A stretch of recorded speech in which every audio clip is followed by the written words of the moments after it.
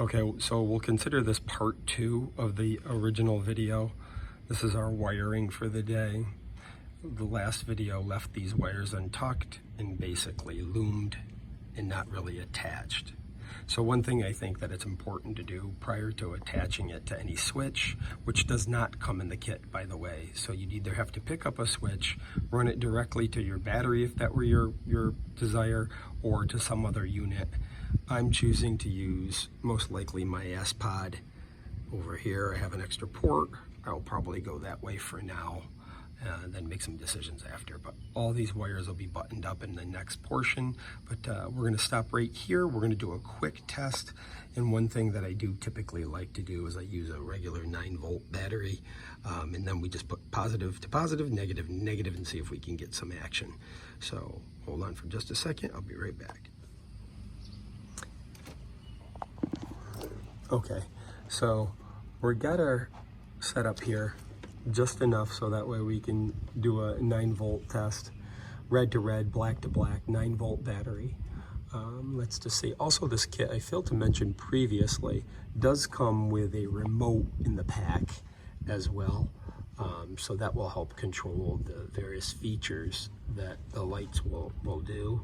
But this will just give you an idea to make sure everything is working. And I see we've got some blue color up in there, and then if everybody can see it, but off and then back on. It's a little bright out here, but they are functioning. Our next step will be to button up our wires and decide where we're going to mount the module. We'll show that in the next piece. I do think it's also important to recognize how wonderful the customer service has been with RockMonsterUSA. I'm not paid or affiliated with RockMonster in any way, so that's just purely my opinion, but I will say this. I've gotten a few things from them, my hood, and a couple other installs that I went through, but they've been fantastic. Couldn't really recognize that enough. Be right back. Okay, so this shows our wire ran on the one side of the hood. You can see where I've got some zip ties pulling the wire together. I chose to hide mine a little bit behind the bracket. However, the kit comes with the zip ties that will go right in here, right in those two holes there on either side. I just chose for my setup to kind of tuck it behind. I'm not sure if I'll do that on the same side quite yet, but that's how it's looking right now. I'd rather have the wire behind it. However, very easily, you certainly could use those zip ties. I'll show that in the next video. Again, may not use them, but I'll show it. So the kit comes with 2 different styles of zip tie. This one works wonderfully on the holes that are in your Jeep hood already. It pops through, it zips down, and it tucks those wires in. This is a traditional zip tie that could be used on those brackets in the same areas that I had identified those slots.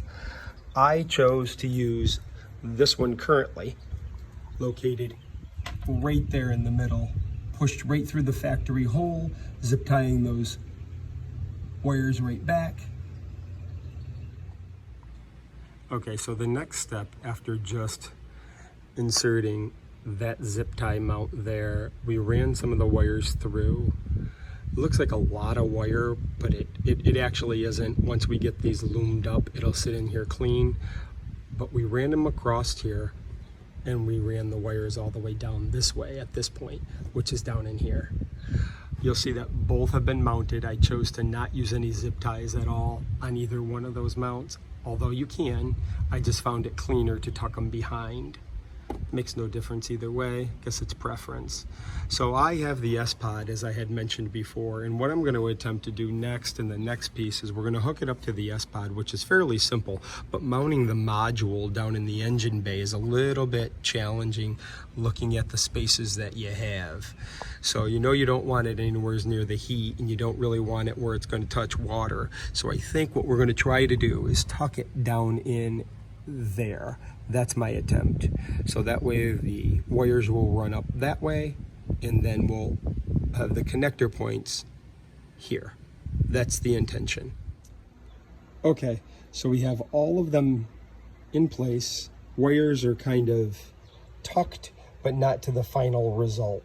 We've made it over here to the S-Pod. I did end up putting it in the S-Pod located in here, switch 4, just happened to be open. This isn't a final install. This is just me getting it to a point where I could see if it's going to be functional. I just looped my wire there. This will all be tucked, wire loomed, put away, and cleaned up in the next portion.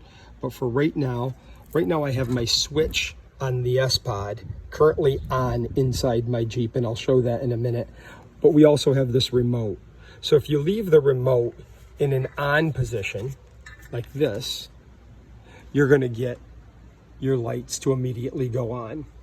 There's multiple modes, and I'm gonna show these a little bit later this evening, and I'll insert that piece of the video, but you can see there's a bunch of different modes that you can toggle through. There's even a fade. It connects with the music. You can change your speed, or you can just simply leave it on a white light and let that be under your hood. If we come around here to the other side of the Jeep, and if we go to my S-Pod, you'll see that I've got it located on switch 4 for right now. So if I turn that off and we go around to the front, you'll see that it's a clean install, at least in terms of shutting them off. You won't be able to control the modes without the remote, but you can turn it on and off to whatever last function you have it on from the remote. So here's the hood lights at night as promised. They're pretty bright, kind of hard to see, but that's the regular LED version. And I'm going to just flip through a couple of the modes real fast, just so you can get a sense. They are super bright. Wow, they are like super bright. You can control the speed up and down. You can set your brightness. You can change your colors. You can additionally, let's see here, flip back here. There's a fade option too. I'm just trying to find that one real quick just to kind of show it. There we go. Now we got it. So there's a fade option. You can change your colors. You can change your speeds. There you go. It can also connect to your music. You can get it to sort of flash along with the music. But there's several different intervals, and I'm not going to go through them all, but they are super bright. Totally love them. We'll close this up tomorrow, and we'll finally just kind of have all the wire loomed up, and I'll show an end product there. Okay, so picking up where we left off a bit, I just wanted to show it buttoned up a little cleaner than what it was. Again, may not be the final look, but it is pretty clean install considering you're running, you know, wire. So I think that shows it for now.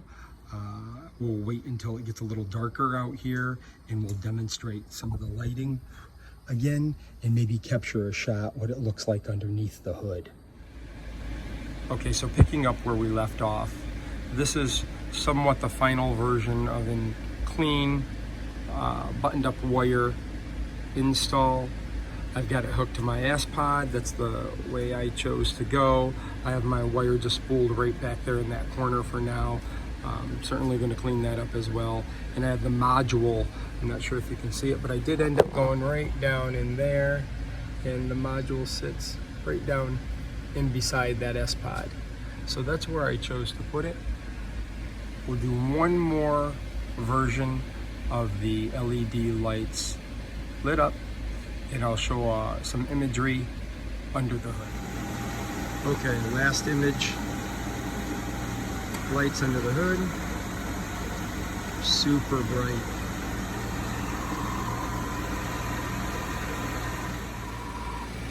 Okay, and here you go.